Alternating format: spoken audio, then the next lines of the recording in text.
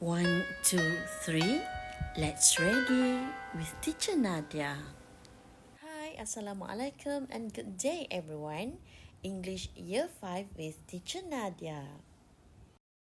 For today's lessons, we are trying to focus on the topic of verb to do and time expressions.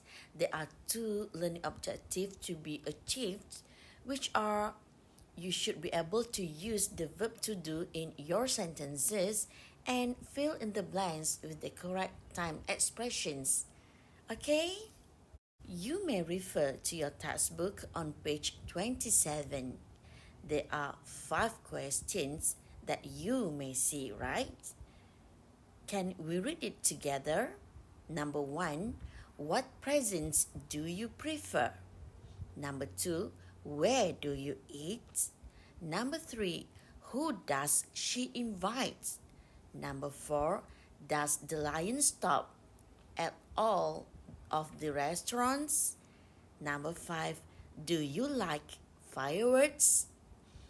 Yes. Can you see all these questions have one words in similar? Yes, verb to do. Question number 1, have, do. Number 2, do. Number 3, does. Number 4, does. And number 5, do. All of this is called verb to do. The use of do or does depends on the subject of the sentence. For example, do is used by plural pronouns like you, they, we, and I.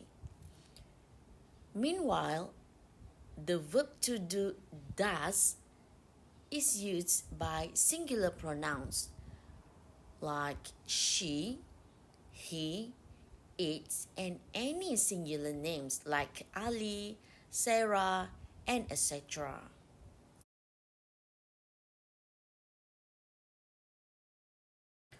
Like I said just now, we use do for the subject like I, you, we, and they. Meanwhile, for does, it is for subject like he, she, and it.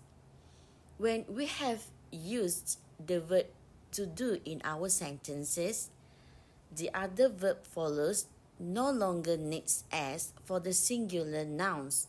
For example, does she speak English? So the word speak no longer needs s because we already have does in front of the sentence. It means that the verb that follows after verb to do should be in the base form or the root word. Okay?